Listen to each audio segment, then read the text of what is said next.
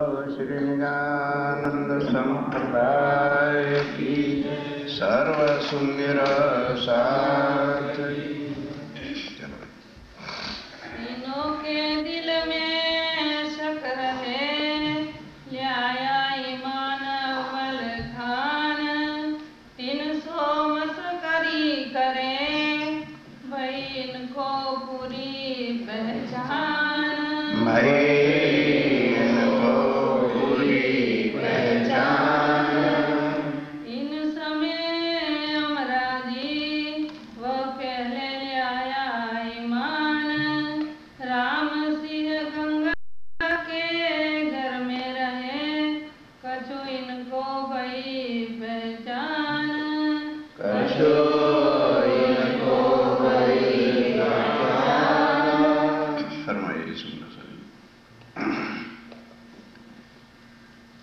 कछु इनको भई पहचान। आप श्री राज जी महाराज धाम के धनी श्री प्राणनाथ जी महाराज इस समय उदयपुर में ताल के किनारे पर थे, तो वहाँ कुछ मुसलमान भी आए। औरंगाबाद के रहने वाले थे, बारात में आए थे। तो अव्वल खां ने जब चर्चा सुनी तो जो लोग कुरान को जानते थे उन्हें यकीन हो गया कि वे 11वीं सदी है जिसको कुरान ने फर्दा रोज लिखा है, अल्लाह ताला ने आना है और ये तो वही। और पहचान हुई, तारतम ले लिया। उस समय औरंगजेब के समय में कितना वो शरीयत का जोर था, शेख बदल ने तारतम लिया, अब अव्वल खान ने भी तारतम लिया। आगे सुनना कितने मुसलमान तारतम लेते हैं जिनके अंदर आत्माएं होती हैं, उनके शन से नहीं रहते। और उसके बाद और भी सुंदर साज जिनकी खातर स्वामी जी उदयपुर जा रहे हैं, तो कुछ ये थोड़ा कि दुनिया के घूमने के लिए को आए, तो जाना ही वहाँ होता है जहाँ जहाँ पर आत्मा है। और जैसे जैसे चर्चा सुनते गए उनकी आत्माएं जागृत होती चली जाती है। और ऐसे नहीं कि स्वामी जी किसी को कंठी बांधते, इतनी भी तो होगी ना, जाको पूरी वही पहचान। तब तारतम दे के राज्य के चरणों से सम्मान जोड़ते हैं। इन समय पाठशाने अब ये तो हो गई बात इधर की। ओ मुसलमान काशी जो आए हुए थे ना, अव्वल खान ने तारतम दिया, बाकियों ने जाके औरंगजेब को लेटर लिख दिया कि है बादशाह सलामत। उदयपुर में एक हिंदू वैरागी है, धोती टीका पहनते हैं, लेकिन वो अपने आप को इमाम मेहंदी कहते हैं। मेरा फर्ज था सूचना देना, अब उसकी जांच करना आपका फर्ज है। तो औरंगजेब ने तुरंत अपने आदमियों को उदयपुर भेजा, करी मुहिम राणे पर, राणा के ऊपर चढ़ाई करने की तैयारी कर ली। आए अजमेर से भेजिया, तब अजमेर जब आ गए तब वहां से अपना एक राजदूत जिसका नाम मथरिया था उसको भेजा। आओ मेरे दिन में, पत्र लिख के औरंगजेब ने क्या भेजा, ऐ उदयपुर के राणा, हिंदू धर्म को छोड़कर मेरे धर्म में आ जा, मुसलमान धर्म को स्वीकार कर ले। बहुत बड़ा राजस्थान का और भी इलाका देके तुम बड़ा एक राजा बना दूंगा। 5 परगने देऊ तुम्हें, और 5 परगने 5 स्टेटें और दे दूंगा जो होवे मुसलमान, अगर तू मुसलमान हो जाए तो। गरीबदास पुरोहित को, एक गरीबदास नाम का पुरोहित था, अपने जिसको पंडित कहते हैं, उसको भेजा। आज्ञा करी 3, और उनको आके आज्ञा दी कि जाओ तुम राणे को जाके समझाओ। सो ले गया राज सिंह पे, और वो कहाँ गया, राज सिंह जो था राजगुरु था उसको जाके मुलाकात करी। कही कानो लाग कानन, कान ला करके खूब एकांत में बात सुनाई कि राणा को समझा दो, अगर ये मुसलमान नहीं बनेगा औरंगजेब हमला करेगा, आक्रमण कर देगा, सारी जनता मरेगी, क्या फायदा होगा। सुनते ही रिस गई, और सुनते ही बड़ा गुस्सा आ गया। तुझे ना छोड़ता मैं। तब औरंगजेब को राणा को पता चला, तब उन्होंने कहा मैं तुझे जिंदा तो ना छोड़ता। राणा का नाम राज सिंह था। अब क्या कहा, पर क्या करो पुरोहित भया। पर करें क्या, तू पुरोहित है, अगर पुरोहित ना होता तुझे अभी टुकड़े कर देता मैं। अब भाग जा इत से। अब भाग जा, तू अच्छा चाहता है तो। देवो धक्के इन दूत को। बस राणा कहता धक्के मार के इसको दरबार को निकाल दे, हिंदू हो करके और हमें आके कहता मुसलमान हो जाओ। जो ऐसी बात सुनावे का। और के जो ऐसी बात आके हमको सुनाता है। दिलगीर हुआ दिल में। अब मथुरिया बड़ा दिलगीर हो गया, उदास हो गया, जाके शिकायत कर दी कि बादशाह सलामत, उदयपुर का जो राणा है उसका मगज बिगड़ गया है और ऐसे इस तरह से मुझे धक्के निकाल करके उन्होंने निकाला है। मन में बड़ा गुमान। और मन में बड़ा, राजपूत लोग होते थे, बड़ा अभिमान से रहते थे। वो तो दूत फिर गया। अब दूत तो चला गया। इत खड़बड़ पड़ी जोर। अब खड़बड़ी मच गई कि भाई ये आया है राजा बादशाह का दूत, ये तो कुछ गड़बड़ी होगी। तब वहां दरबार में पंडित बैठे थे, तो पंडितों ने क्या कह दिया, राजा साहब वो साधु महात्मा है ना, उसको निकाल दो। क्यों, वो हिंदू मुसलमान को सबको वर्गलाता रहता है। उधर तो बादशाह करेगा आक्रमण और ये करेंगे दरगद्दार, तो किसको बचाओगे। इन समय दज्जाल ने। वो दज्जाल इस समय किसको कहा है, वो जो पंडित पास रहते थे, किया जो बड़ा शोर किया। तब श्री जी साहेब जी कहलाया। तब श्री जी साहेब जी को कहलाया, क्या कहलाया, हम रद बदल करे। अब स्वामी जी को जब पता चला तो उसने अपने एक सुंदर साथ को भेजा कि जाओ राजा को कहो घबराओ मत।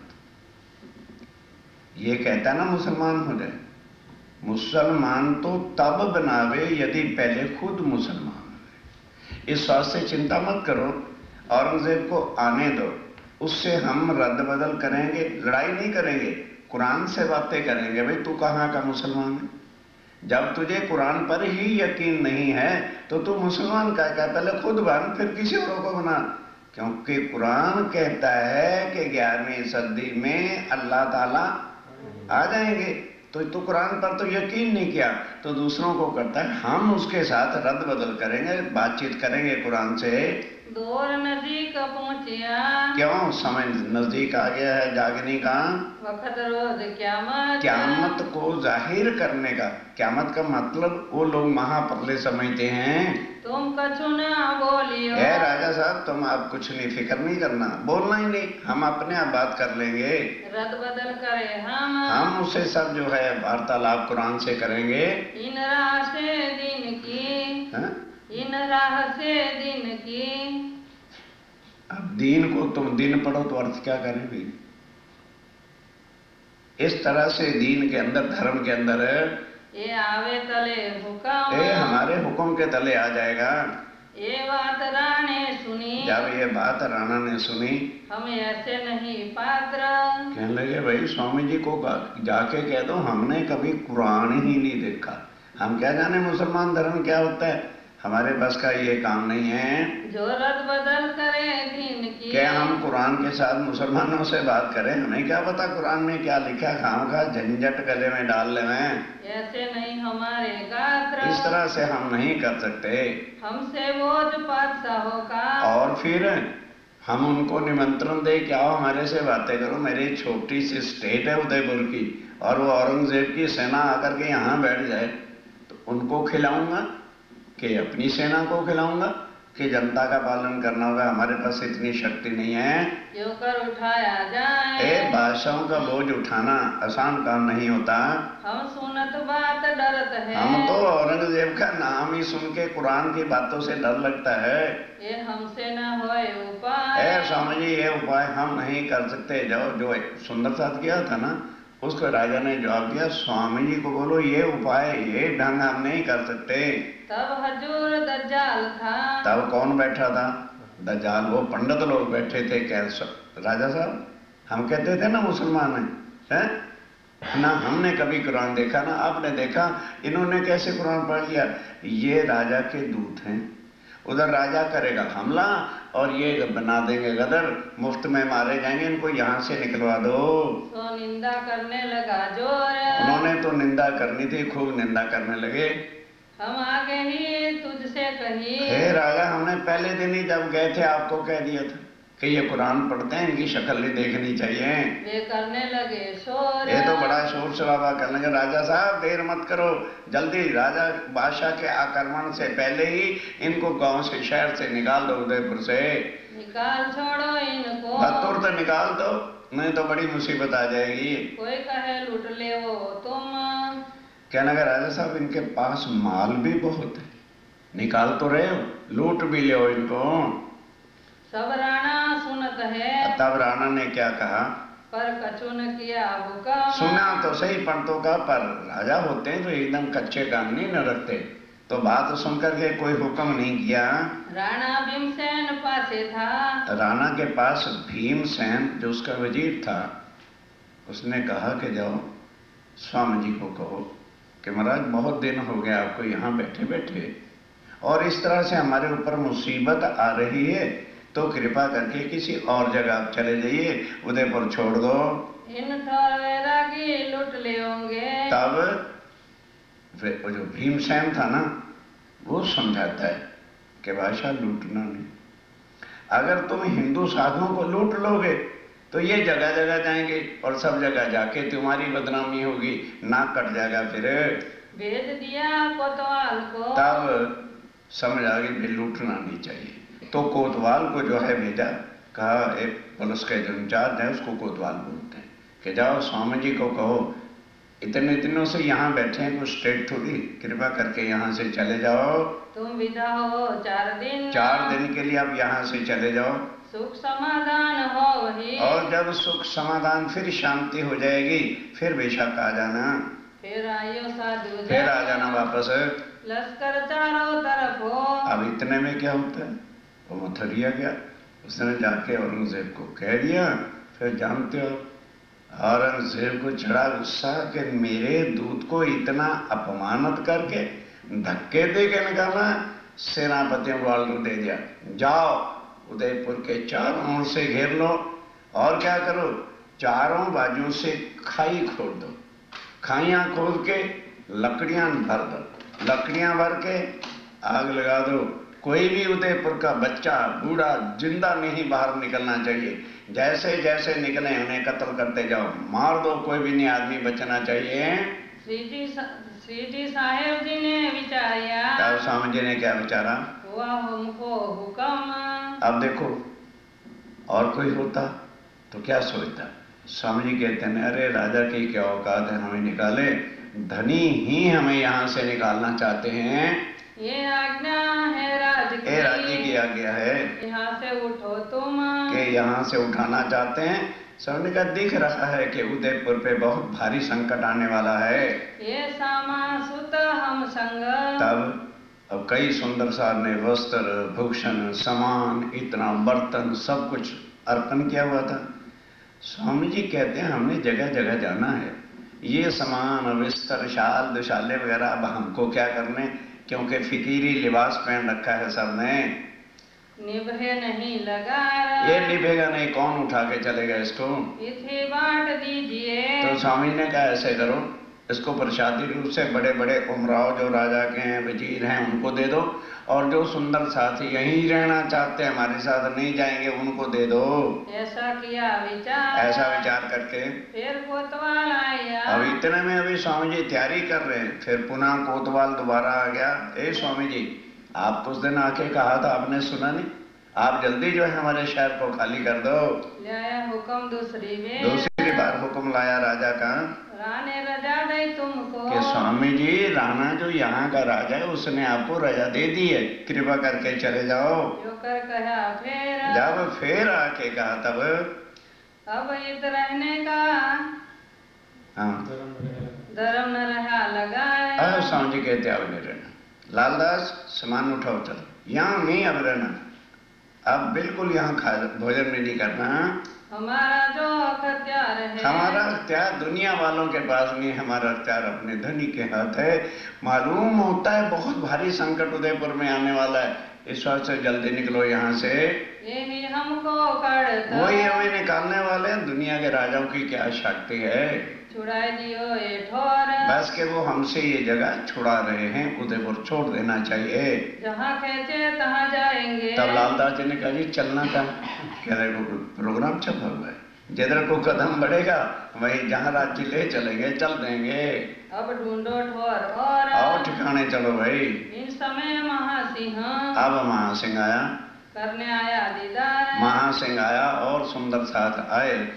अब महासिंह कौन था? राजा के दरबार का दरबारी लोग थे, तो जो आते किसी को चाल, किसी को कुछ, किसी को कुछ, बढ़िया बढ़िया जितना कुछ सामान था सब दे दिया, कईयों के घरों में बजा दिया। फिर सुंदर साथ उदयपुर को बुलाया कि देखो सुंदर साथ, इस सामान के लोभ में मत बैठो। ये जो घर में तुम्हारे बर्तन हैं, सामान है, तो सोचोगे अभी नए ही तो लाए हैं, छोड़ दो। उदयपुर पर बहुत भारी संकट आने वाला है, फिर नहीं कहना कि हमको बताया नहीं था, छोड़ दो, फकीरी लोग में आ जाओ और हमारे साथ चल दो। कौन चलता है? भरे घरों को छोड़ना, यही तो माया का जाल है। बस जिनको तो समझ आ गई थी चल पड़े स्वामी जी के साथ, और जिनको घर का सामान का लोभ आया, फिर देखो हशर क्या होता है। वासन वस्त्र सरगुण, और जितने वासन वस्त्र सरगुण मैंने अच्छे अच्छे कपड़े थे सब बंटवा दिए, क्योंकि स्वामी जी ने तो सब सुंदर साथ ने फकीरी लिबास पहना हुआ है। तुम्बा कुंबड़ी गोदड़ी, बस स्वामी जी ने कहा भाई क्या क्या उठाना? एक तुम्बा, एक कुबड़ी लाठी और एक गोदड़ी पहनने का, बाकी सब सामान बांट दो, कोई भी नहीं उठाएगा। ये वेक पहना मोमिन, ये भेष सबको पहना। अब कहो साथ उदयपुर का, अब उदयपुर के साथ जिन्होंने तारतम लिया था उनके नाम आते हैं। आए दिन इस्लाम में, जिन्होंने आके स्वामी जी की पहचान करके तारतम लिया था, संप्रदाय में आए थे, सिर चढ़ाया हुक्म और सिर हुक्म चढ़ाया। अब तो लागू मसानी, तब लादू मसानी और अमराजी नाम, और अमराजी नाम, और आया देव जी। क्या फायदा? ये चौपाई पर जाए, 3 पन्ने आएंगे नाम के यहाँ पर। 47 यहाँ में कोई आगे कोई पीछे, ये जो सुंदर साथ जिनके अभी नाम 2-3 पन्ने हैं, 100-150 सुंदर साथ है। किसी ने पहले तारतम लिया, किसी ने पीछे तारतम लिया, किसी ने बीच में लिया। आए बीच इस्लाम, आपने जो आके निजानंद संप्रदाय में शामिल हुए, कोई तो समझने के पख, कोई तो समझने के लिए आया था, समझने लगा तो पहचान हो गई, तारतम ले लिया। कोई दीदार के, कोई दर्शन करने आया था, उतने में ही चर्चा सुनी, आत्म जागृत हो गई। जब सुल्तान चढ़ा राणे पर, अब चारों तरफ से सेनाओं ने घेर लिया, खाइयां खोद दी, लकड़ी से भर दिए गए। अब राजा ने, बादशाह ने हमला किया, तब भागा सारा देश, तब सारा देश चल विचल, कोई भी बाहर निकलने नहीं दिया उन्होंने। कुछ आगे में जल के मर गए, किसी का सिर काट दिया, किसी का बाजू काट दिया, किसी की टांगे कट गई, बहुत बुरी सबकी दशा हो गई। जुदे पड़े दरवेश, और स्वामी जी पहले एक दिन, दरवेश मैंने स्वामी जी पहले ही 2 दिन निकल गए। यहाँ से ती चल के, अब उदयपुर से चल के आए रामपुर के गांव, रामपुरा एक गांव था, वहां स्वामी जी पहुंचते हैं। पास से पूरा दुधलाई, पास में एक दुधलाईपुरा था, पूरनदास के और था, पूर्णदास उसका जो है मुखिया था। महामती श्री महामती कहे, हे दाम के द्वारा श्री प्राणनाथ जी कहते हैं, हे सुंदर साथ जी, ये उदयपुर की विदक है। अब कहो मंदसौर अब की, मंदसौर चलते हैं, उसका जो है प्रसंग सुनिए, क्या क्या होता है, कितने कितने दुख उठाते हैं राजी महाराज हमारी आत्माओं को जगाने के लिए। जो वितक हुक्म है, जो राजी महाराज के हुक्म से बातें भी थी। अब कहो मंदसौर अब मंदसौर की सुनिए। आए उदयपुर से चल के उदयपुर में जब आए, दुधलाई गांव में पहुंचे, जब नौरंगा चढ़ा राणे पर, जब औरंगजेब ने राणा अर्थात उदयपुर पर आक्रमण कर दिया चारों तरफ से, हुआ मुलक चल विचल, सारे जो है देश की, वहां स्टेट की बहुत दुर्गति हो गई। संवत 1736, सम्मत 1736 का वर्ष था। लगा 37 जब 37वां स्टार्ट हो रहा था जब उदयपुर से चले, मंदसौर के आके मंदसौर में पहुंचेंगे तब। इन समय फकीरी का, इस समय फकीरी का लटकनी मटकनी चाल है, अति सुंदर स्वरूप सजा है वेखधरा अनूप और अनुपम भेख स्वामी जी ने अक्षरार्थी हम लोगों की खातिर फकीर बने हुए हैं। शोभा छब स्वरूप की, और शोभा भाई उनके स्वरूप पर तो कुछ ही पहन ले, छवि और रूप ही रूप है। वारो कोटक रूप। अब लालदास कहते हैं क्या दुनिया के स्वरूप होंगे और सोचते होंगे हम बड़े खूबसूरत हैं। कोटक रूप भी वार दें तो उनकी तुलना में नहीं आ सकते। गोटा शोभे सिर पर, सिर के ऊपर गोटा बांध रखा है, जैसे ये काजी मुल्ला होते हैं ना, उसको रख के ऊपर 2 माला लपेटी हुई है, ऊपर कंडपी और उसके ऊपर फिर कंडपी है सर्दी का मौसम में। दोई पुरत लोई धागे भरी, और 2 ही पुरत डबल धागे से बनी हुई है।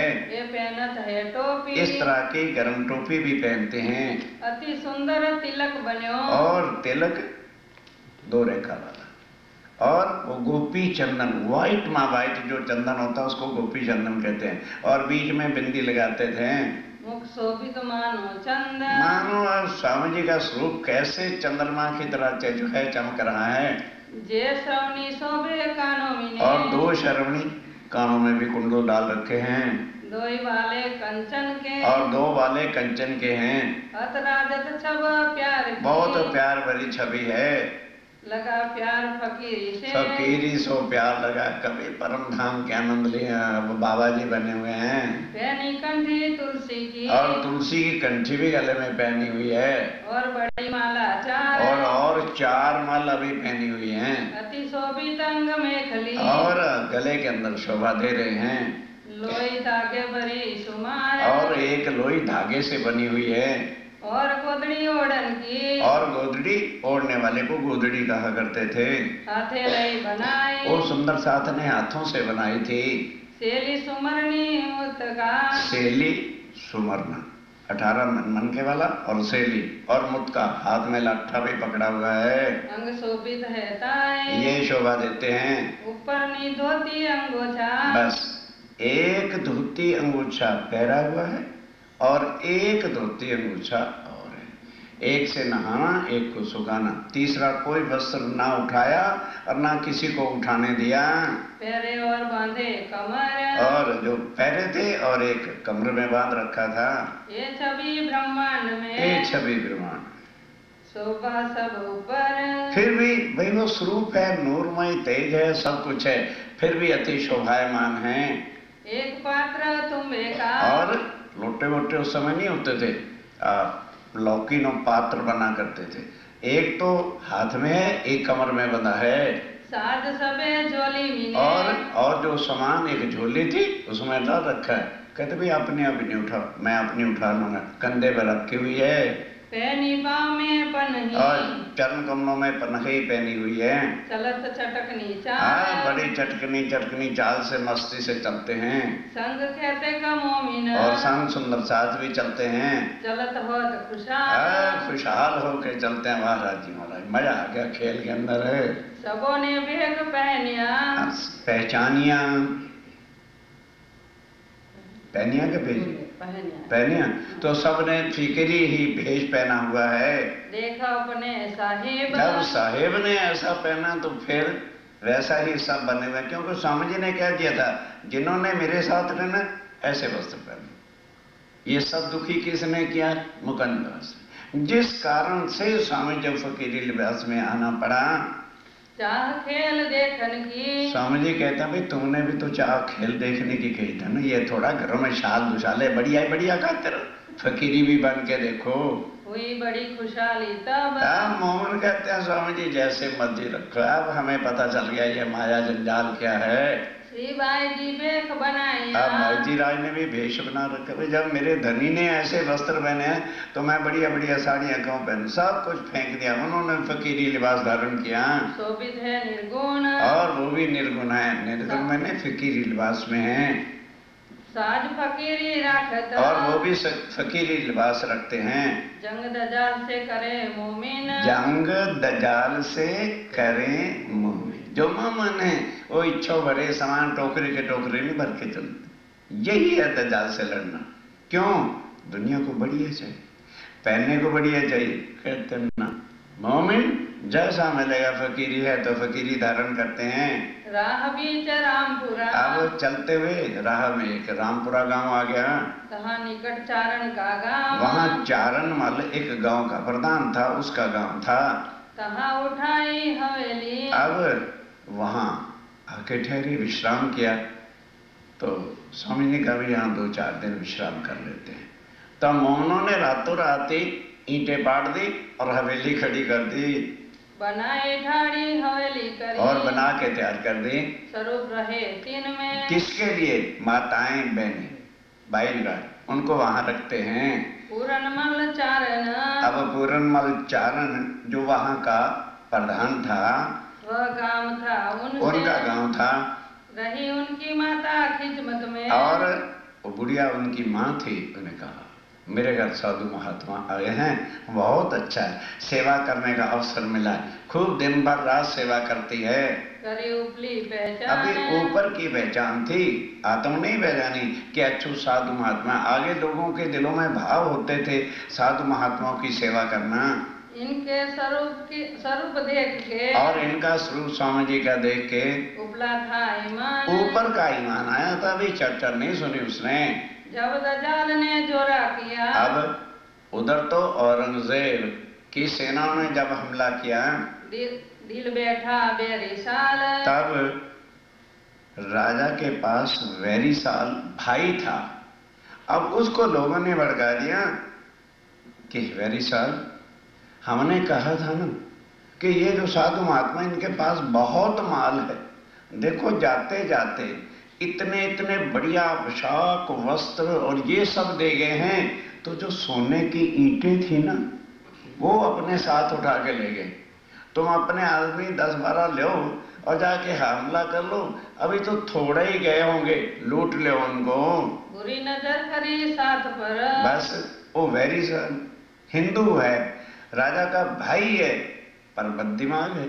उन्होंने कहा ठीक है, बस लेके कुछ आदमियों को स्वामी जी के पीछे भागा लूटने के लिए। तब चारण के घर गए, और पूरनमल चारण के, उसे पता भी यहाँ साधु महात्मा ठहरे, तो वहाँ गांव का जो प्रमुख था उसके घर गए और जाके कहते देख भाई तू इनकी कर रहे ना सेवा, इनके पास बहुत माल है, ऐसे ऐसे कीमती वस्त्र भूषण तो ये बांट के हैं, इनके पास सोने की ईंटें हैं, तू मेरा साथ दे, आधा तेरा और आधा मैं ले जाऊंगा। फरियाद करी मोमिन, इस तरह से आके उससे विचार किया। तब चारण की माता ने, अब उसकी माँ बैठी थी, उसको लगा कि क्यों भाई, एक मुत्का लट उठा लिया। कहते जब तुम्हारे पास आए थे उदयपुर तो तब क्यों नहीं तूने लूटा? अब आए हैं वो मेरे घर, पता नहीं कौन नसीब से, और हमें उनके दर्शन हुए, और तू मेरे घर आए भी साथ को लूटता है। याद रख ले, अगर उधर बुरी नजर भी करी तो जैसे गधे की पिटाई होती ना, मार मार के तेरी हड्डी पसलियां तोड़ दूंगा, तोड़ दूंगी, तो आ, या तुझे मारूंगी और या मैं खुद मरूंगी। या तो मैं मरो 3 पर। तब श्यामो ले पीछे फिरे, अब जब उसने सोचा भी ये औरत ही खड़ी हो गई है, ये बात भी नहीं आई, मार डालेगी, तब बड़ा शर्मिंदा होकर के वापस गया। उससे वेरिसाल, वेरिसाल चला न कछु ये 3 बेचारे का कुछ बस ही नहीं चला, बुरा हुआ हवा, बड़ी बुरी हालत हो गई। वह हवेली छोड़ के, अब उस हवेली को छोड़ के आए मंदसौर। अब मंदसौर स्वामी जी वहां को ठहरना थोड़ा था, तो 2-4 दिन के लिए ठहरे थे, चल के मंदसौर आ गए। वहाँ आए के बैठे, अब वहां आके बैठे तुम सुंदर साहब जी। मंदसौर औरंगजेब की कैंट थी, छावनी पड़ी हुई थी, और मंदसौर में अधिक मुसलमान रहते थे, तो स्वामी जी बाहर जाके अपना डेरा आसन लगा लिया। हर प्रसाद घरो ठोर, और हर प्रसाद का साथ घर था। तहाँ पातशाही लश्कर अब रहे, वहाँ पातशाही लश्कर का क्या मतलब? सेना, कैंट थी, वहां पर फौज रहती थी, मंदसौर के घेर करके रहती थी वह। गावत सनंदे तहाँ बैठ के। अब देखा भी यहाँ तो मुसलमान ही मुसलमान है, तो हिंदुओं के ग्रंथ बोलने से क्या फायदा। वो जो सुनंद ग्रंथ अपना वाणी के अंदर है उसको बैठ करके पढ़ने लगे, कोई को सुनने को आए, तो मुसलमान भी कोई को सुनने आने लगा। इत सुनने को आवत। कौन कौन आता है? पठान दौलत खान, ए दौलत खान, एक जान मोहम्मद, ये वहां के बड़े बड़े प्रधान थे। जब इन्होंने चर्चा सुनी, पहचान हो गई, दोनों ही तारतम ले लेते हैं। और शेर खान कोहटी, और शेर खान कोहाटी एक जाति होती है मुसलमानों में, वो भी आके तारतम लेता है। संग कहते का पठान, और भी जब बड़े बड़े कैप्टन बड़े लोगों ने ले लिया, तो और भी कई मुसलमान लोग आके चर्चा सुनते और कईयों ने तारतम लिया। बिना एक मोहम्मद की। अब वहां कौन सी सनंद गाते हैं? सब लाले लाल कहा वही पर हो गए सब जर्द, और लाल कोई ना हुआ बिना एक मोहम्मद। एनो अर्थ सूझ है कि भाई मुसलमानों ने अंदर 1,20,000 पैगंबर आए और वो कहते थे हम पैगंबर हैं, पर कोई भी पूर्ण ब्रह्म राज्य राय का पैगाम संदेशा लेकर के आया नहीं। केवल एक मोहम्मद ऐसे हुए हैं जिन्होंने कहा है दुनिया वालों, मैं अल्लाह ताला से पूर्ण ब्रह्म से मिल के आया हूँ। मैंने उनका रंग माहौल देखा है, मैंने श्री जमुना जी देखी है, जमुना जी के किनारे पर हीरे जवाहरात मोतियों जैसी रेती बिछी हुई है, जमुना जी जाके हौज कौसर में गिरती है, और वहाँ के वृक्ष जानवर थी, नूर ही नूर में है। Only there is only one Mohammad. बाकी नाम के 1,20,000 मैसेंजर आए, लेकिन किसी ने ये तो नहीं कहा कि भाई जिससे उनसे पूछा ही नहीं किसी ने, भाई जब तुम उनके मैसेंजर हो वो कौन है, उनकी शक्ल क्या है, स्वरूप क्या है। तो मोहम्मद साहब ने कहा मैंने खुदा ताला की अमरद सूरत देखी है, वो बुढ़ा जवान ने बाल नहीं है, वो किशोर स्वरूप है। दौलत खान पठान को, तब दौलत खान पठान को जोश आया तब जो जोश आ गया।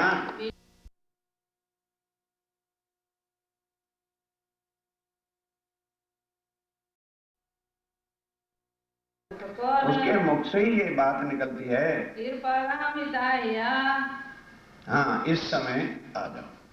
क्या हुआ कि उदयपुर के सुंदर साहब जो भागे दौड़े, बच्चे दुखी, किसी की टांग कटी, किसका बाजू कटा है, किसी को जख्म हुआ, सब इकट्ठे होकर एक पहाड़ में इकट्ठे रो रो के दुखी होके चिट्ठी लिखते हैं। और वो चिट्ठी लेके कृपाराम आता है मंदसौर में, रो रो के कहता है स्वामी जी साहब सुंदर साथ की बहुत दुर्गति, ठीक है आपने कहा था कि मेरे साथ चल दो, पर माया का वक्त ने हमको नहीं निकलने दिया, पर आखिर तो आप हमारे धनी। ऐसी दुख भरी दास्तान सुन के तुरंत इंद्रावती की आत्मा मूल मिलावे की तरह मुंह करके और दुख से चिरंतन उस समय आवेश से आते हैं वालो बिरहा रस रंग मारो। ये 6 पीर मंत्र, उसमें क्या है कि हे राज्य महाराज, हमने कोई पाप तो नहीं किया था, अपने धनी से ही खेल मांगा था और मांगने में इतना पाप हो गया। ठीक है हमने सब कुछ कहा था, लेकिन वालो बंद पड़या बल हरिया थारे फंद। ये तेरी माया का फंदा ऐसा है, ऐसा इसने बल के हमें बांध रखा है, हमारी जो शक्ति थी वो सारी खत्म हो गई।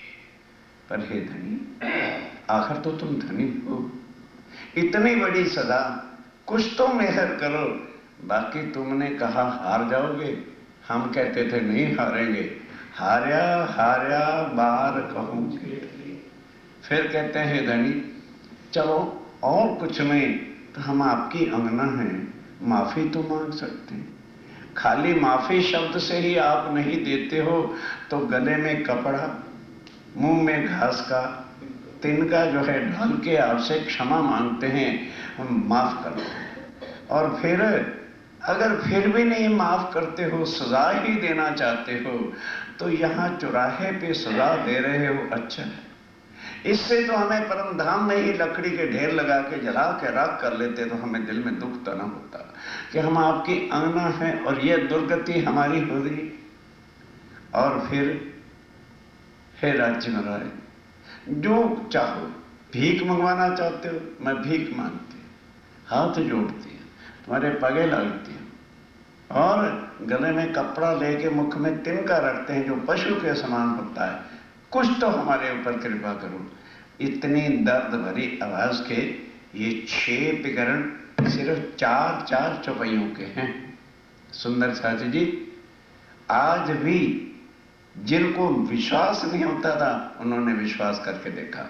भारी से भारी संकट जब हो और बिल्कुल किसी की मौत तक का भी खेल चल रहा हो, ये विकरण सुबह उठ के सूर्य उदय होने से पहले, सूर्य निकलने के बाद कोई असर नहीं करेगा, अगरबत्ती जला दो, जहां राज्य की सेवा है वहां रख दो, और इन विकरणों को शुद्ध पढ़ के 11 बार जल रख दो, उसको पिला दो। जो काम बिगड़ जाए बिजनेस के, ये जल रख के जाके दुकान का छींटा दे दो। फिर होता क्या है करके देखो। उसी समय तुरंत राज्य महाराज का आवेश आया और ये वाणी उतरी, और उधर ऐसी औरंगजेब को कोई प्रॉब्लम पड़ी, उन्होंने हुक्म कर दिया उदयपुर को छोड़ के सेना वापस आ जाओ। तुरंत उसी समय ही उदयपुर में शांति हो गई। इन समय इब्राहिम अब आना। तो जब ये बातें होती हैं, कुरान की चर्चा होती है, इब्राहिम वहां का काजी था, उसको पता चला कि यहाँ कोई वैरागी आए हुए हैं और कुरान की चर्चा करते हैं। वो मस्जिद का अपना जो सवेरे की नमाज वगैरह होती थी पढ़ करके स्वामी जी के चरणों में आता है, करने आया दीदार, दर्शन करने के लिए आया था। सोबते राजी बया, जब उसने आके सोबत की संग बैठा और कुरान की बातें सुनी और भविष्य की वाणी सुनी, बड़ा खुश हो गया। फिर आया दूसरी बार, फिर दूसरी बेर आया तो लालदास जी ने कहा, इब्राहिम क्या तुम कुरान का टीका ट्रांसलेशन हमें उर्दू में करा सकते हो? अगर तुम कराओगे ना तो हम आपको पैसे देंगे। भाई तुम्हारे बाल बच्चे हैं, परिवार है, तो ऐसा कर देंगे। उन्होंने कहा कोई बात नहीं, मैं कल सवेरे 5 ही बजे आ जाऊंगा, सुबह की नमाज पढ़ के, और मैं आपको टीका कराया करूंगा। अब पहले तो आ गया विश्वास, तो टीका लगा कराने। तब स्वामी जी ने कहा, लालदास पहले 19वां 16वां और 20-21 जो 500 पारे हैं उसका टीका करो। उसका टीका हो गया। फिर कहने लगे अब पहला सुपारा ले ले अलफ लाम मीम वाला, उसमें मेरे तीनों स्वरूपों की पहचान है, बसरी, मलकी और हकी, उसी को अलफ लाम मीम कहते हैं। उसका टीका कराया, फिर दूसरे का कराया, फिर तीसरे का करा दिया, चौथे का कराया, अंदर बेईमानी आ गई। क्यों ये हिंदू, मैं काजी, अगर औरंगजेब को लग गया पता तो मेरी तो रोटी रोटी बंद हो जाएगी। क्या लगा, लालदास लाओ इधर, तुम हिंदू और हो करके हमारे कुरान पढ़ दो, लाओ ये सारा कुछ हमें दो। अब स्वामी ने कहा, लालदास चौकस हो गया। ऐसे स्वामी जी का इशारा था। लालदास जी कहते हो काजी घर चला जाए, हड्डी पसलियां तोड़ के अभी सीधा सुरमा पीस दूंगा। उतरावते एक सुकना। अब 16वां सुपारा जब अर्थ कर रहे थे तो एक बात उसमें आ गई, तरबियत फी लेल टूल में। और क्या आयत निकल आई, 1100 साल समझने की बात है, 1100 साल पहले मोहम्मद साहब से राजी ने क्या लिखवा दिया, जो अर्श के मोमिन होंगे और वो माया की मांग करेंगे तो राजी उनकी बात सुनेंगे नहीं, इधर मुंह कर लेंगे, भाव करे बकने दो। नहीं समझे? समझ लगी? अगर माया की डिमांड करोगे, राज्य महाराज मन में भी बढ़िया गाड़ी, अब कहानी इधर वो उनकी फरियाद सुनी ही नहीं जाएगी। अब अर्थ कौन जाने क्या है। तो काजी कहता है, मालूम होता है किसी अनपढ़ ने कुरान लिखा है और गलत लिख दिया है। तब कहा इब्राहिम, तब श्री जी ये कहा, भाई बड़ा दुख है, ये दिन भर पढ़ती नहीं। तब स्वामी जी ने इब्राहिम को क्या कहा, डांटा, ए इब्राहिम खबरदार, क्या बकवास कर रहा है, तुझे मोमनों के मुरातबे का क्या पता है, तू कहता है गलत लिखा है, कुरान बिल्कुल ठीक है, खबरदार, इसके अर्थ हम जानते हैं कि क्या होता है। फिर के पढ़ो शुक्र। दोबारा पढ़ जरा। ये तुम क्या कहे, क्या तुम अपने मुंह से कह रहे हो, फिर हमें सुनाओ काना। दोबारा सुना जरा हमको। तब कहा इब्राहिम, तब इब्राहिम ने क्या कहा, जल्दी पढ़ो भाई, मुसलमान कि जो कोई मुसलमान होगा मोहम्मद की उम्मत के, मोहम्मद की उम्मत के, समझे। अब यहाँ मोहम्मद कौन, श्री प्राणनाथ जी महाराज, उनके जो साथी सुंदर साथ होंगे, अर्जी न पहुँचे कान, उनकी अर्जी कभी राजी सुनेंगे ही नहीं, कोई पहुँच ना सके। अब कोई उनकी बराबरी में और कोई पहुंच भी नहीं सकता, लेकिन उनकी अर्जी नहीं मानी जाएगी। क्यों, यदि वो माया मांगेंगे तो। मरतबा मोमिन, स्वामी जी कहते हैं तू मोमनों की शोभा को, साहिबी को क्या जानता है, तुम हरफ न फिराओ। खबरदार, कुरान का एक शब्द भी इधर उधर नहीं करना, ये बिल्कुल ठीक है। जैसा लिखा हो, जो लिखा हुआ है उसको ज्यों का त्यों रहने दो, और वाही सुकन को, और वाणी सुकन को समझत नहीं तुम नहीं इन शब्दों को समझ सकते, इसका क्या अर्थ है। कोई क्या जाने उन क्या लिखा, तुम्हें क्या पता कि राजी महाराज ने ये क्या लिखवा रखा है, तो समझत नहीं हम, तो तुम नहीं समझते, सो समझते हैं, हम समझते हैं, तुम क्या जानो इसका क्या अर्थ है। लगता है एक चबूतरा, एक चबूतरा था, वहां पर बैठे रहे कि तू सारा मुझे ये सुना, बीतक देख राजी हुए, और अपनी बीतक जो कुरान में 1100 साल पहले राजी ने लिखवा दी कि ये हमारे साथ होना है, वो पढ़ के बड़े प्रसन्न हुए। पूर्ण मनोरथ, क्या मनोकामना, जब ये सुंदर साथ को सरल टीका अर्थ गठन में मिल जाएगा तो सबको समझ लग जाएगी कि कुरान मुसलमानों का नहीं है, वह तो हमारे वास्ते आया है, भाषा जरूर वहाँ की है। अब अपनी बात के, अब अपनी बात के सब विद कार्य सिद्ध हो गए। जो सुंदर साथ डरता फिरता है उनको कहोगे ले भाई पढ़ लो क्या लिखा है कुरान में, अब तुम करना कछु ना पड़े, अब लालदास कुछ भी नहीं करना पड़ेगा, रही न कोई गरज, और कोई गरज ही नहीं है। अब ये सब साथ को, अब ये सुंदर साथ को जब अर्थ हम दे देंगे, लिखो खुश खबर, सबको खुशखबरी लिख दो, सुंदर साथ घबराना नहीं, कुरान में सब अपनी ही बातें हैं। मेहर भाई श्री राज की मेहर हो गई है, पढ़ते चलो। तुम ऊपर, और सुंदर साथ के वास्ते लिखने बैठे संध्या को, तब लालदास जी संध्या को लिखने बैठते, सारी रात बैठ करके लिखते रहते हैं, सो जहाँ लो अरुण उदय, जब तक सूर्य उदय नहीं होता। इब्राहिम जाए अपने, तब इब्राहिम अपने घर नमाज वगैरह पढ़ने के लिए जाता है, लाल दातुन पानी, तब लालदास जी उठ के दातन कुल्ला करते हैं, जो करते उतरे, इस तरह से करते हुए कितने सवारे उतर गए, जो चार, सारे पढ़ गए हूँ तुम्हारा, फिर पढ़ना शुरू होता है। 4 सवारे उतर गए, 16, 17, 18, 19, फिर चलो आगे। तब इब्राहिम के दिल में, फिर स्वामी जी ने कहा भाई 1, 2, 3, 4 उस उतारा सवारे, तो 1, 2, 3, 4 जब उतर गए दिल में बेईमानी आ गई, इसको दज्जाल कहते हैं, शैतान कहते हैं। ले तब सिर छीन के, तब दिल में क्या है क्यों हो, अगर औरंगजेब बादशाह को पता चल गया कि मैंने अर्थ लिखा तो मुझे मार डालेगा। दिल में कि तफसीर हुसैनी जो किताब थी ना जिससे अर्थ करा रहा था, वो लालदास जी के हाथ से लगा छीनने, तो मन को करो खुशहाल, तब मेरा मन प्रसन्न होगा, नहीं तो औरंगजेब को पता चल गया तो मेरे तो मार डालेगा। तब लगा खरखसा करने, तब लड़ाई झगड़ा करने लगा, बीच बैठा वे शाहिद, तब कहने लगा देखो भाई तुम्हें ये इख्तियार नहीं है, तो बीच में बेशक दरमियान में किसी को बुलाओ, हिंदू होकर के मुसलमानों का कुरान नहीं पढ़ सकते, मेरे वापस करो सब।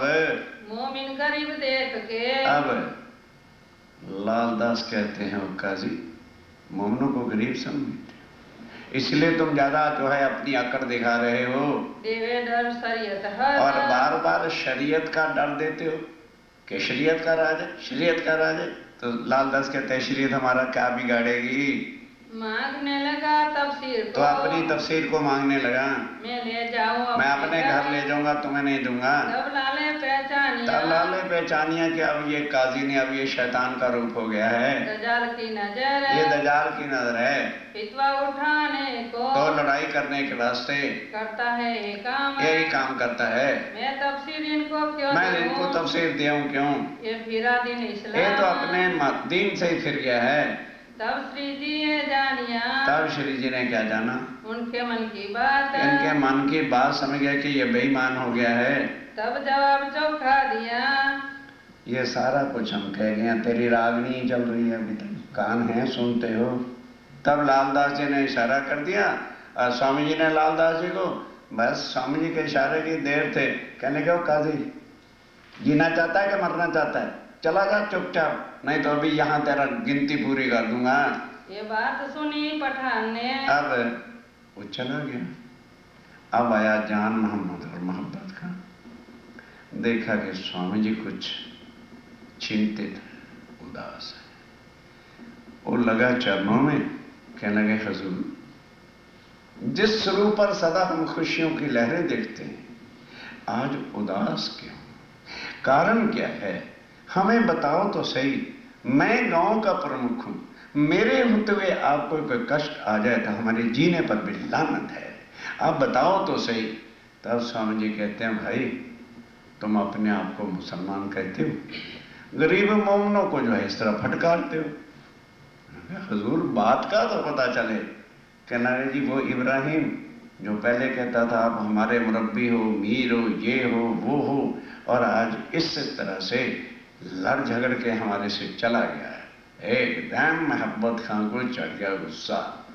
कहने लगा इब्राहिम साला हमारे टुकड़ों पर, हम उसको रोटी देते हैं तब खा रहा है, और आपको दुखी करके चला जाए और जिंदा रह जाए, तो फिर खुदा रसूल की कसम उठा के कहता हूं अभी उसकी गर्दन काट के लेके आऊंगा। मुद्दा उठाया चला गया। मैं तो तुम्हारा गुलाम, और मैं तो तुम्हारा गुलाम हूं, करो फरमाया सोए। अब घर गए, जाके उस पत्नी से पूछा, बता भाई कहाँ है? वो डर गई। कहने लगे बताती है कि तेरा भी यहाँ पर कर दूं ठीक ठाक। कहने लगे जी वो निकाह पढ़ने गया, मतलब जैसे पंडित लोग शादी नहीं पढ़ाते तो उनके यहाँ निकाह कहते हैं। वो वहीं चला गया जहाँ वो आयतें पढ़ के किसी का लगन कर रहा था, विवाह कर रहा था। कहते आए इब्राहिम के बच्चे बाहर आ, पहले तेरा विवाह मैं करता हूँ, तेरी आयतें मैं पढ़ूंगा आज। आ तू बाहर। डर गया कि ये तो प्रधान आ गया, ज्यादा मैं मार डालेगा।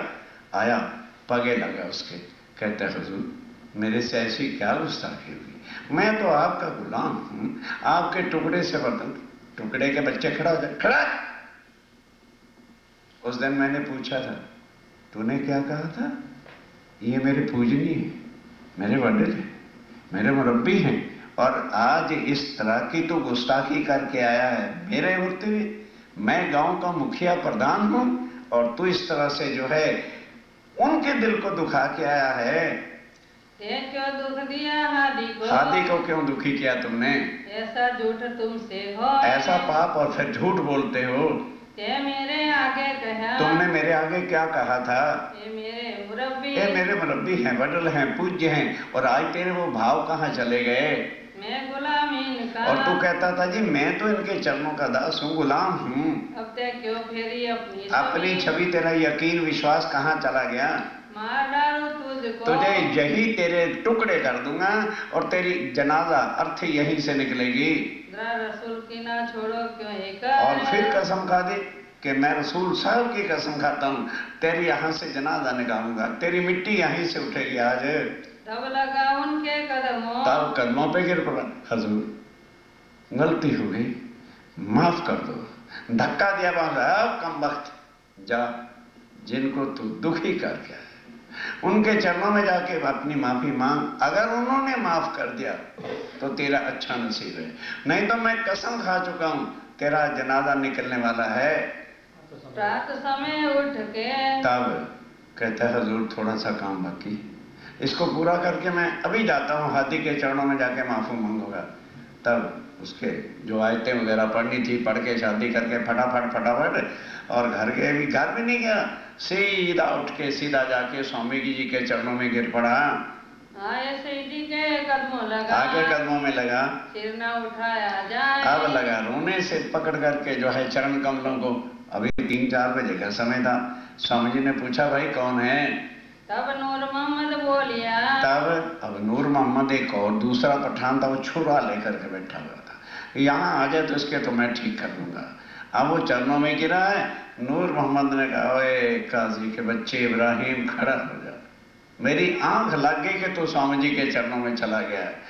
ये तेरे लिए रखा हुआ था, तेरा शुमार यहीं कर देना था, पर करें तो क्या करें। स्वामी जी कहते हैं जो देत कसाला तुमको, तुम भला चाहिए होते सूरत धाम, इनको सताना नहीं, इसलिए हम चुप हैं, नहीं तो ये तेरे लिए रखा हुआ था। मारो कटारी पेट में, एक कटारी मार के तेरे पेट में अभी तेरा मुर्दा कर देता मैं। इतनी हो जाए सुमन, तेरी गिनती यहीं पूरी हो जाती दुनिया से। पर क्या करो डरता हूँ हादी से डरते हैं, उनका ऐसा फरमान नहीं है, इनका हुक्म ना है। इनका हुक्म ऐसा नहीं है कि जो तुम्हें दुखी करे तुम भी दुखी करो, नहीं तुम फिर भी भला करो उनका। यदि वेद भी करके, वरना हम हो गांव के प्रमुख और तो स्वामी जी की बेदवी करके जिंदा उठ के चला जाए तो लानत है हमारे रहने की। कहा मैं तुम्हारा गुलाम। अब वहां से उठा, इसके कदमों गिर गया, हजूर गलती हो गई, मैं आपका गुलाम हूं, माफ कर। कहने उठ जा कमबख्त, जितने मोमिन है ना सबके चरणों लग, सबकी धूली मस्ते पे लग, तब तुझे माफ करूंगा। मैं ग्रह तुम्हारे कदम, कि मैंने तो आपके कदमों का आसरा लिया है, तो मैं ना छोड़ो कब, क्या मैं तुझे छोड़ता ना कभी। सब मोमिनों के कदमों लगा, तब जैसे उसने कहा था जितने सुंदर थे सबके कदमों लगा, चरण धूली ली, वाको माफ किया। तब जाके नूर मोहम्मद ने कहा जा जा कमबख्त जा, तुझे माफ किया। तब उनके भाई ने, तब घर गया, रोया पीटा, तो कहता है अच्छा तुम अपना काम करो। इब्राहिम का जो भाई था उसने कहा मैं जाके अर्थ लिखवाता हूं, देखना इन लोगों के दिल में कितना पाप होता है। अब ये तो आके टीका लिखवाएगा और वो इब्राहिम औरंगजेब को रिपोर्ट करके भेज देगा कि इस तरह एक हिंदू वैरागी है और वो जबरन कुरान और तफसीर हुसैनी पढ़ते हैं। इन समय दजाल ने, इस समय फिर दजाल ने शोर किया जोर, जो शोर किया अर्थात मुसलमानों में शोर शराबा मचा दिया कि तुम लोग सिपा वाले छावनी वाले यहाँ बैठे हुए हो और इस तरह से जो वो हो रहा है, मैं तुम्हारी रिपोर्ट औरंगजेब बादशाह को करूंगा। अब जो सबसे बड़ा कैप्टन था मिलिट्री का, उसने कहा भी अच्छा ऐसे हैं हिंदू वैरागी, हुक्म कर दिया जाओ सब वैरागियों को पकड़ करके जेल में डाल दो। जान मोहम्मद भागा आता है, कहते स्वामी जी बहुत बुरा हो गया, वो इब्राहिम कमबख्त ने अब जाके सारी सेना को वर्गला दिया है और सब सेना सुंदर साहब को पकड़ के ले जाएगी। कह लगे अच्छा कोई चिंता मत करो। तुरंत स्वामी जी ने हुक्म दिया, देखो सुंदर साहब गली गली में चले जाओ, फकीरी भेज तुम्हारा है और एक से एक नहीं मिलना, कोई किसी गली में कोई किसी गली में, लाखों फकीर होते हैं भिक्षा मांगने वाले, तो 24 कलाक के अंदर एक बार ओ मोटा वटना जो वृक्ष है उसके नीचे सब इकट्ठे होना, मैं भी वहीं आ जाया करूंगा और जो तुम टुकड़े भीख के मांग के लाओगे उसी से गुजारा किया करेंगे।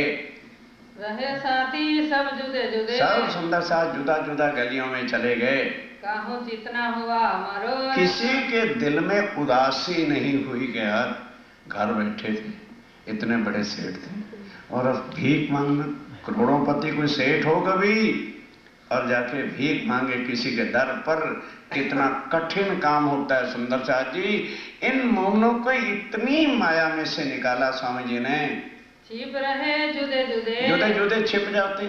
कोई पूछे भी मुझे हमको क्या पता, हम तो भिखारी हैं फकीर हैं, रोटी मांगते हैं खाते हैं, हम नहीं जानते। कोई सारी पुरुष बेचारी सारी छावनी वाले थक गए, आवे दीदार को एक बेर, बस एक बेर 10, 11, 12 बजे जब सब मोहल्लों में से मोमिन जो है भीख मांग करके जुदा जुदा, अब कोई ताज़ी तो रोटी नहीं बना के भिखारियों को देता है, कोई रात का रोटला देता है, कोई कुछ देता है, कोई कुछ देता है, जो कुछ भी होता है अपनी अपनी झोली भर के जहाँ स्वामी जी ने कह रखा था वहाँ आ जाते हैं, झोली भर के लिया, सब झोली भर के ले आते हैं, टुकड़े मांगे फिर टुकड़े भीख मांगते हैं, तो कोई कोई टुकड़ा डालता है, कोई कोई उल्टा डालता है, कोई बेसन का देता है, कोई मक्के का देता है, कोई देता है, जो जिसने खाया होता है, और वो भी बचा हुआ वो देते हैं सबको, सब मांगे हुए टुकड़े लेके आते हैं, फिर हजारों का तो है दसो, बड़े प्यार के साथ सबकी झोलियां रखवा लेते हैं, एक एक झोली में से थोड़ा थोड़ा खाते हैं। कहता भाई ये किसकी झोली है, बड़ा स्वादिष्ट है, किस मोहल्ले से लाया, बहुत दयावान लोग हैं, बहुत दयालु हैं, उत्साह बढ़ाने के लिए सबकी झोली में से जिसकी वो झोली होती है, एक तो भीख मंगाई, उठ के कहता है ये मेरी है, मैं उस मोहल्ले में से मांग के लाया हूँ, सो बताओ तो अपने, सो बताता है जो जो मांग के लाता है, ये लाया कि मैं लाया हूँ, राजी होए तीन पर, राजी होते हैं, कहते शाबाश, बातें हंस करे और हंस के बातें करते हैं। और ये हाल अब ध्यान के साथ सुनो अगली चुमियों को, मैं अजमावता तुमको, जब सब खड़े हो के खुशी हाल से बताते हैं, कहते सुनो मैंने तुम्हारे से भीख क्यों मंगवाई, कोई कारण होगा, ओ मुकंदस जहर फैलाता है संदर साहब, अब उनको यहां लाए ही नहीं, उनको पहले से जुदा कर रखा है। अब ध्यान के साथ सुनने का प्रसंग है, और बाकी मोमनों को कहते हैं मोमनों भीख मंगाने का कोई कारण नहीं था, मैंने मंगवाई है, क्यों मंगवाई है, इस मजल तक मैंने तुम्हें क्यों पहुंचाया है, मोमिन राजी होए के, मोमन कहते हैं स्वामी जी हमें तो कोई उसमें उदासी नहीं, जब आप फकीरी लिबास में हैं तो हम कोई आपसे वो पड़े, और स्वामी जी जो आनंद इस भीख के टुकड़ों में खाने का है, क्या परम धान्य था, हमें बहुत मजा आ रहा है, बातों करे खुश दिल, और खुश होके उत्तर देते हैं, एक दिन हम कब, ये दिन हम कब पावही, हम तो खाली गाते हैं ना, या बिदर आके पियाता है बिदर, ये ढोलकी भी जाते हैं ना, और ये हालत हो जाए तो राज्य को छोड़ के शायद हनुमान जी के चरणों में चले जाएंगे। ओ मोमिन, लाख संकट भले क्यों नहीं आ गए, बड़े बड़े शेर लक्ष्मण दास जैसे भीख मांग रहे, कहना और करना और सुनना बड़ा फर्क होता है। अब उल्टा मोमिन क्या कहते हैं, स्वामी जी ये बताइए ये दिन क्या दोबारा मिलेंगे, ये क्या हमारे नसीब में दोबारा होने वाले हैं, और हम मांग के लाई तो आते हैं, आप अक्षरातीत होके भीख के टुकड़े खा रहे हो, तो फिर क्या हम बोले आपके सामने, रहे एक दूजे हिल मिल, और एक दूसरे से हिल मिल प्रेम प्यार के साथ रहते हैं, तुम सिर बना दजाल का, स्वामी जी कहते हैं ऐ मोमनो तुमने दज्जाल का सिर भाना, नहीं तो दुनिया, हाँ मामा क्या कहेगा, हाँ वडील क्या कहेंगे, इसने ही दुनिया का सत्यानाश कर रखा है, और तुमने उस लोक लाज को, मर्यादा को, परिवारक शान को, सबको उठा के मिट्टी में मिला दिया है। कुटुंब कबीला आस, कोई कुटुंब कबीले, अब कुटुंब कबीले की क्या आस है, ऐसे आदमी घर जा सकते हैं, कहेंगे कम बख्तो निकल जाओ, हमारी तुमने नाक काट दी है, भीख मांग के हमारे वडलों का पर ये कर दिया है, उन्होंने वडल वडल समझा ही कुछ नहीं, किसके वडल, अरे वडल थे मर मिट गए, हमारा मतलब क्या है उनसे, रहे बहुत बल है बल रहता है, राज्य में राय का आवेश रहता है, संग जोश जबराई लखा, संग जोश किसका है, धनी धाम का, श्री भाई जी ने इन समय, श्री भाई जी भी क्या करते हैं, सब तिजोरियों को इकट्ठा लौट देते हैं, फिर जुदा जुदा चीजें करे, बाजरे का है, मक्के का, ये है, सब बना के बड़े दिल और प्यार के साथ सबको पंक्ति में बिठा के खुद परोसते हैं, एक दूसरे को सेवही, और मोमिन भी एक दूसरे की इतनी सेवा करते हैं, जरा किसी को कष्ट हो जाता है तो उसको दबाते भी हैं, करते भी हैं हर तरह से। हर बात कर चित, हर भाग से बड़े चित्त के साथ सेवा करते हैं कि इन सुंदर साथ में हमें किसी को कष्ट नहीं होना चाहिए। हेत कर मीनो मीने, हेत करके, प्यार करके, कहूँ सकना बैठे, किसी के दिल में संशय नहीं आते कि कोई बीमार भाई बीमार है तो बहनें उसको चरण दबा रही हैं तो क्यों दबा रही। ऐसी बुद्धि दृष्ट नीच वाली है ही नहीं है। नाना भाई चलया, बस अब इस समय नाना भाई सुंदर साथ था, बेचारे का शरीर पूरा हो गया, चला, मैंने शरीर छोड़ दिया। मंदसौर के में, मंदसौर के अंदर साले माँ पके रहा, बस यहीं तक की राज्य की सेवा उनको लिखी थी सो पूरी कर गया। उतने ही सुख से, इतने ही सुख से मुकुंदास को उत थे। अब ध्यान से, कहाँ से? जब स्वामी जी उदयपुर से आए थे ना तो रास्ते में वो पूरा गांव था, वहीं से, क्योंकि उसने दिल्ली में मार छोड़ के ही उदयपुर आ गया था ना, और यहाँ भीख भी नहीं मांगी। अब औरंगाबाद इसको हो मार पड़ेगी जो सुंदर साथ को दिल्ली में नहीं पड़ी, और वहां भी भीख मांग के टुकड़े खाएगा। तो अब स्वामी जी ने उसका भी तो दिमाग जरा, मैं ब्राह्मण, मैं पंडित, मैं वडील, मैं मुरब्बी, तो मुकुंदास को कहा है, मुकुंदास दो सुंदर साथ को साथ ले जा, और औरंगाबाद हैदराबाद दक्कन में जो राजा है वो हिंदू है भाव से, और हो सकता है उसके अंदर शाकुंतल के आत्म हो, जाके चर्चा सत्संग कर, फिर मुझे बताना कि उसका क्या हाल है। तो राजा वहां से मुकुंदास को रास्ते में थी, वो पूरा आया था ना, वहां से तुम जाए उनकी खबर लियो, तुम राजा भाव सिंह के साथ सत्संग जाके करो, ये जीवता कछुआस, कि कुछ जीता भी है कि दुनिया मुर्दार की ही चाहना रखता है वो, जो हमको उत बुलावे, अगर वो राजा भाव सिंह बुलावे तो हम आवे उत, तो हम वहां आ जाएंगे। कहाँ जाए के लिखियो, वहां जाके मिलके मुलाकात करके तब लिखना, तब तक हम उदयपुर रहेंगे, यहाँ मंदसौर में बैठे हैं, जैसा देखो तीत, जैसा उसका हाल देखो हमें लिखना। मुकुंदास जाए पहुँचे, ध्यान देना, जरा सुनने का प्रसंग है। मुकुंदास कहाँ पहुंच गया? औरंगाबाद। भाव सिंह सो किया मिला, भाव सिंह से मुलाकात करी, चर्चा उन सो रस पड़ी, और ध्यान देना, राजा का एक गुरु था रामदास, उसने ऐसा नियम बना रखा था कि कोई भी हिंदू साधु महात्मा राजा से मिल सकता नहीं, ज्ञान सुधी उसको ना मिले। अब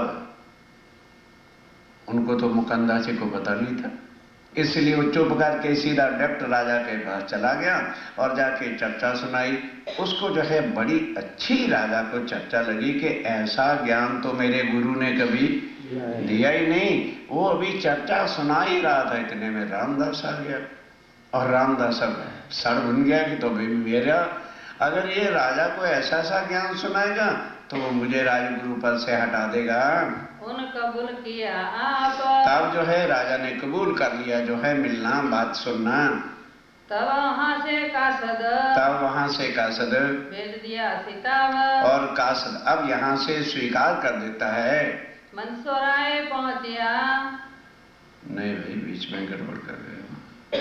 अब ध्यान के साथ, तब उसको पता चल गया कि ये इस तरह से, पीछे देखो जहाँ मारता है नदी पार पहुंचाएगा भी। अब मैंने कहा अच्छा, उस समय तो कुछ बोला नहीं। अब उसे पूछ लिया तुम यही रहने वाले हो ना? कि जी हाँ। अब बाजार में लट्ठा लेके चला गया, ढूंढते ढूंढते ढूंढते देख लिया कि वो मुकुंदास है। मारते मारते, खूब मारते मारते नाले के पार यानी बाउंड्री जो तक है कि दोबारा अगर मैंने तुझे फिर देख लिया तो तेरे को मार दूंगा जान से, खबरदार इस नगरी में आए। ठीक, मुकुंदास ने कहा दिल्ली का बचा प्रसाद तो मिल गया। अब सोचता क्या है कि औरंगजेब को पैगाम देने के लिए मोमिनों ने हड्डियां तोड़ा दी, लेकिन पैगाम दे करके वापस लौटे।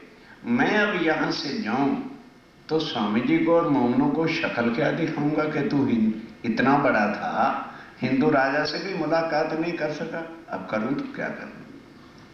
अब 4 जने थे, केशोदास, खिमाई भाई, मुकुंदास अनिर्बलता। दो को तो कहा भाई तुम यहीं बैठो, एक जगह ले ली। अब दो जनों ने जाके बाजार में भीख मांगी, पैसा तो था कोई नहीं, भीख मांग के 2 थैलियां तैयार की।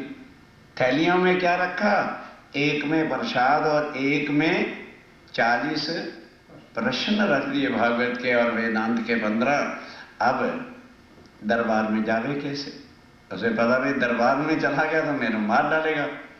तब उसने कहा अच्छा देखूं कि ये उठता कहाँ है, बैठता कहाँ है, जाता कहाँ है। तो सुबह उठ करके राजा भाव सिंह के बिल्कुल महल के सामने एक देवी का मंदिर था, क्योंकि राजा को क्या चाहिए, शक्ति, शक्ति पूजन माटे उस मंदिर में जाता था। तो फिर वो प्रसाद की थैली एक और फिर बुनाई, प्रश्न भी रख दिए।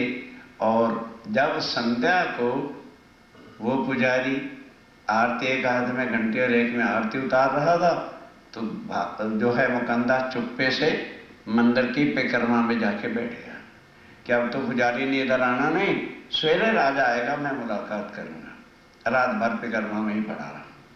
और सुबह राजा रोज आता था दर्शन करने के वजह से। जिस वक्त वो परिक्रमा में गए तो फिर मुकंदा जी मिल गए, प्रसाद लिया, सिर चढ़ाया और कह दिया जी इसके अंदर कुछ ज्ञान के प्रश्न है, वो जरा पढ़ना। बस राजा घर गया, अभी तो रामदास आया नहीं, तो 9-10 बजे आता था। तो पढ़ के अपने एक नौकर को भेजा कि जाओ मंदिर की परिक्रमा में एक साधु महात्मा है उसको ले आओ। अब वहां बैठकर, ध्यान देना, वहां बैठकर राजा को श्रीमद् भागवत के वो प्रश्न समझाए कि वो अखंड ब्रिज और रास इधर नहीं है, वो योग माया में है। और श्री कृष्ण जो है वो ऐसे ऐसे उसकी त्रिधा लीला है, वो सारे अखंड ब्रिजरास की बातें और भागवत के छुपे भेद सारे उन्होंने बनाए। और वेदांत के अभी बता ही रहे थे कि इतने में रामदास फिर आ गया। तो आगे राजा क्या है, राजा साहब आप जैसे भी पुजारी के साधु महात्मा से बैठ करके जो है आप ज्ञान चर्चा सुनने लग जाते हो, तो फिर हम किस लिए।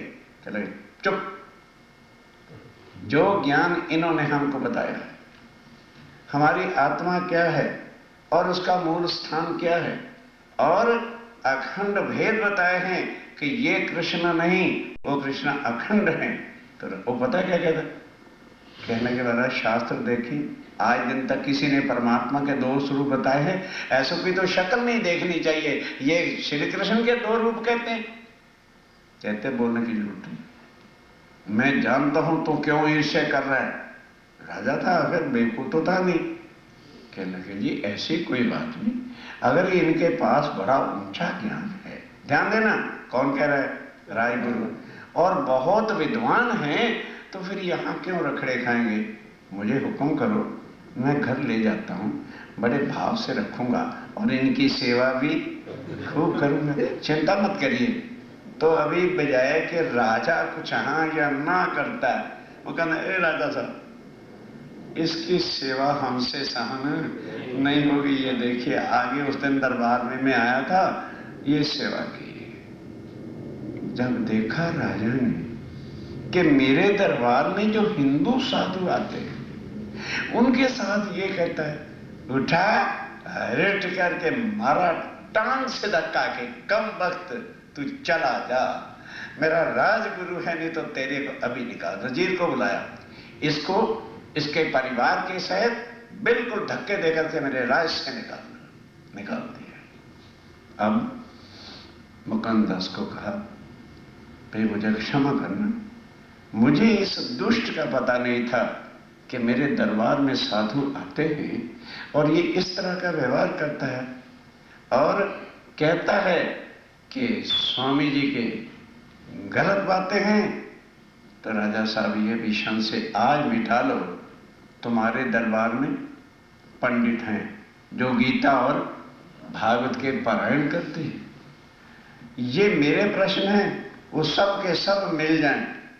इन प्रश्नों का उत्तर मैं और प्रश्न लिखता हूं, इनमें से भी 15 दिन का समय दे दिया जाए। वो सब पंडित एक तरफ और मैं अकेला एक तरफ। मेरे प्रश्नों का वो उत्तर दे दें और उनके प्रश्नों का मैं उत्तर दे दूंगा। जो हम में से हार जाए, अगर मैं हार जाऊं तो उन सब के जूते मेरे सिर पे बांध देना और मेरा मुख काला कर देना और फिर गधे पर देना बिठा और सारे नगर को दिखा देना कि ये स्वामी जी के अनुयायी हैं। और अगर मैं उनके प्रश्नों का उत्तर दे दूं और वो मेरे प्रश्नों का उत्तर ना दे तो मेरे जूते उनके सिर पर बांध के मुंह काला करके बाजार में निकालो, ताकि जनता को पता चल जाए कि ये पंडित ठग और लुटेरे होते हैं। चलो मुकुंदास ने उसी दिन तब ठीक है, राजा ने कहा तो सबसे बढ़िया बात है, रोज का सारा रगड़ा ही खत्म हो जाएगा। सारे पंडितों को बुलाया। तब मुकुंदास जी ने 40 माथी 23 और वेदांत के 15 इतने कठिन क्वेश्चन कह जी इसका जवाब मुझे दे दो। और ये उन पंडितों ने मिलके 80 क्वेश्चन लिखे और संसार के थे। मुकुंदास जी ले गए 3 कलाक के अंदर 80 के 80 प्रश्नों का उत्तर लिख के ले आए और कहो जी ये तो ले लो प्रश्नों का उत्तर। और भागवत के गीता के मैंने सब प्रमाण दे दिए कि इसका प्रमाण यहाँ है, इसका प्रमाण यहाँ है। अब कृपा करके 15 दिन के अंदर उन पंडितों को कहो मेरे प्रश्नों का भी उत्तर देवें। उत्तर तो आवे नहीं। अब पंडित कहां से उत्तर दें? क्यों? उन्होंने योग माया अक्षर और अक्षरातीत के प्रश्न लिखे और तारतम के बिना खुलते नहीं। अब पंडित रात को रोज इकट्ठे होते हैं, कहते मर गए, पता नहीं कहां से इसने प्रश्न दे दिए हैं यार, क्या करें। 1 दिन बीता, 2 दिन बीते, 3 दिन बीते, 4 दिन बीते, 5 दिन बीत गए। तो एक पंडित कहता है, अब सोचते क्यों, 10 दिन के बाद तुम्हारा मुंह होगा काला और जूते मुकुंदास जी के होंगे सिर पर और सारे नगर में जुलूस निकलेगा। कम वक्त तो इसकी बजाय मिल करके मुकुंदास जी की कोठरी पर चले जहां वो रहते हैं, उनके चरणों में जाके गिर जाते हैं। कहेंगे तो उनका जूता बांध लेंगे सिर पर, कमरे में ही बंद रूम में ही तो होगा। और उन्हें कह देंगे भाई हार लिखवाना चाहते हो, हमारे से अंगूठे लगवा लो, हाथ के भी पांव के भी। फिर उनसे अर्जी करेंगे भाई अगर तुम्हारे स्वामी जी ने यही कहा है कि पंडितों को भूखा मार दो, फिर तो हमारे बस का कुछ है नहीं, और शायद वो कृपा कर दे कि यार प्रोग्राम ठीक है। अब सारे पंडित मिलके मुकुंदास जी के पास जाते हैं, ना तो हमारा छुटकारा करो। अब जाके उनके पगे लगे, कहने लगे महाराज अगर आप ये चाहते हो जूते बंधवाना हम अभी बांध लेते हैं, हार्या कहते हो जितनी बार को लिखवा लो हम अंगूठा टेक देते हैं। अब क्या करो, राजा से कह के हमारा छुटकारा करो। क्योंकि राजा ने क्या कह दिया था पंडितों को, ज्यां सुधी मुकुंदास जी ने प्रश्नों ना उत्तर ना दोगे त्यां सुधी दरबार में थी कछुमल से नहीं। अब 8-10 दिन हो गए, खीर कहाँ से खाएं, दाल बड़े कहाँ से खाएं, रायता कहाँ से खाएं। कहने लगे भाई हम तो मर गए भूखे, जो थोड़ा बहुत था वो भी खत्म हो गया। भाई या तो अगर स्वामी जी ने कहा है पंडितों को बिल्कुल मारना ही है तो उसमें हमारा उपाय कोई नहीं, तो कृपा करके तुम राजा से जाके कहो हमें भाई वो जो मिला करता था वो मिले, तो कम से कम बच्चे रोटी तो खाए। तब कहा भाव सिंह को, तब मुकुंदास कहता है देखो भाई मेरा कहना फर्ज है, मैं जाके कहता हूँ। अब मुकुंदास आया, फिर कहता राजा भाव सिंह अत्याचार आप नहीं करने वाले ना, बहुत दयालु हैं। ये तो क्या, ये जो प्रश्न स्वामी जी ने हमको दे रखे और समझाया है, इस प्रश्नों का उत्तर ब्रह्मा विष्णु महेश आदि नारायण भी दे नहीं सकते। इन बेचारे गुनाहगारों को क्यों, मेरे लिए फॉर माई सेक माफ कर दो। राजा कहता है अरे भाव सिंह मैं तो चाहता था ना रहे बांस ना बजे बांसुरी, पर अब तुमने कह दिया है तो अच्छा कह दिया आपने, इसलिए हाफ दूंगा। वजीर को बुलाया, जिसको 10 देते थे 5 दो, जिसको 20 देते थे 10 दो, हाँ बिगाड़े नहीं, थोड़ा खाएं, भूखा नहीं मारना। तब मुकानदास जी के ऐसे ही कहने पर उसको आधा छुट्टा कर दिया। आए मुकानदास, फिर बुलाया पंत को कि भाई मैंने तो बहुत कहा, वो तो बिल्कुल ही तुम्हें राज्य से निकालना चाहता था, पर मेरे कहने पर आधा हो गया भाई, तो आधे के इधर उधर प्रयाण करते रहना और काम चलाना, मैं क्या कर सकता हूँ। तब राजा भाव सिंह ने उनको घर बुलाया। ध्यान दो, अब बैठ करके वो 40 प्रश्नों का अर्थ सुना, चर्चा सुनी, वेदांत के प्रश्न सुने। अब आत्म तड़प उठी कि मुकंदास जल्दी जाओ, स्वामी जी को बुला के ले आओ, मैं उनके दर्शनों के बिना अब नहीं रह सकता। बड़े आदर सहित राजा ने पत्र दिया और कहा देखो कितने सुंदर साथ हैं। वहां पर स्वामी जी के साथ कहने लगे 200 हैं। कहने लगे 200 घोड़े यहां से ले जाओ और बूंदी में मेरी हथनी है, स्वामी जी को लाके वहां ठहराना, और जिस रूम में मैं ठहरा करता हूं उस जगह बहुत सुंदर पलंग है, स्वामी जी को रखना। फिर वहां से सब सुंदर साथ को घोड़ों पर बिठा करके यहाँ ले आना। तब तक मैं सारी स्वागत की तैयारियां करता हूं और खुद मैं शिव जी का आके स्वागत करूंगा।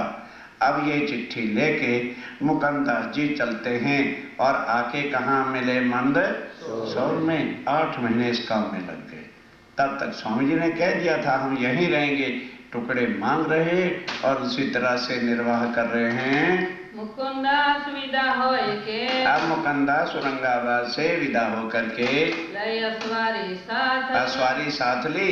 खर्चा भी दिया था कि भाई ये रास्ते में आते बार भी खर्चा पड़ेगा, जाते बार भी खर्चा पड़ेगा, इस पैसे से खर्च करना। तहाँ से पहुंचे मंदसौर, तहाँ से मुकंदास मंदसौर पहुंचा। पर्ची दी थी हाथ, और पाती हाथ में दे दी कि स्वामी जी ये राजा भाव सिंह ने आपको बुलाया है और ये पाती दी है। आए मिले मंदसौर में आके स्वामी जी से मुलाकात करी। आए पहुंचे औरंगाबाद। अब तब स्वामी जी औरंगाबाद आएंगे। कहाँ से होके? यहीं से नहीं, सीधा मऊ जाएंगे। फिर वहां से छोटी कुंभी का मेला होता है अवंतिकापुरी उज्जैन में, तो वहां वही साधु महात्मा आए होते हैं जो पहले हरिद्वार में मिले थे। अब उनको पता चल गया कि ये तो अक्षरातीत पार ब्रह्म आए हैं। अब वहां 5 किरंतर भी वाणी के उतरते हैं। 23 दिन स्वामी जी रहे, भंडारे ही भंडारे। एक तरफ भीख मंगवाई और यहाँ 23 दिन इस सेठ ने भंडारा, उस सेठ ने भंडारा, खूब वस्त्र भक्षण, खूब चरणों लगे। और यहाँ किरंतन होता है, प्रगटे श्री नंद। और हमारे प्रणामी पुराने क्या कहते हैं? हाँ, कृष्ण ने जन्मोत्सव पे बुलवा चाहिए। बिल्कुल गलत है। यहां कृष्ण जन्म है क्या? वो नंद के अंदर, जो ब्रिज के अंदर शक्ति प्रादुर्भाव हुई थी, यही वही अक्षरातीत है। खोलावे भंडार, वो ब्रिज की बातें नहीं है, यहां खुलाए भंडार। जिसके घर स्वामी जी जाते हैं, सारे साधु महात्मा जितने कुंभ के मेले पर आए हुए थे उज्जैन में, सबके सबकी रोटी होती है। तो हर एक जो है नंद बाबा की तरह भंडार खोलता है। सबको जो है कुछ रसोइयां और जाके धनिये पकड़े, वही सेवा करना बहुत कठिन काम है। धनी की मेहर के बिना कोई सेवा भी नहीं होती। फिर जिसके घर में जाते हैं वो तारतम्य लेता है। जब बात कही कुरान की, कहाँ चले? सुंदर से आके सबक। अभी तो वहां मंदसौर पहुंचे भाई, वही चलाओ। रासलीला, हाँ रासलीला अभी। अरे बाबा अभी स्वामी जी आए नहीं है, अभी कहाँ नरसिंह के शब्द और अभी करा दे। अभी वहां चल, हाँ तब अब वहां से चल के स्वामी जी कहाँ आते हैं? औरंगाबाद।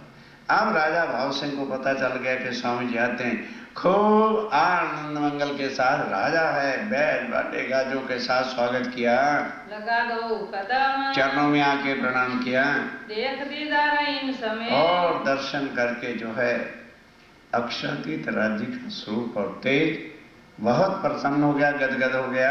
कुछ जानी आत्म। हाँ, अपने जो है आत्म को धन धन समझ लिया कि मेरा जीवन आज सफल हो गया है। लगा सेवा करने। अब खुद सेवा करता है। उत्सव रसोई जब। उत्सव और रसोई करता है। बस करेंगे 10 मिनटों को मत देखो ना, फिर विषय गड़बड़ हो जाएगा। तो सुंदर साथ जी, ये विषय यहीं बंद करते हैं, क्योंकि कल का विषय बंद कर देंगे। कुरान का विषय करने उत्सव रसोई उत्सव दई जगह हवेली अपनी भई सेवा इनकी तब। भई सेवा इनकी तब। सुन नरसैया के शब्द कीर्तन हित हुआ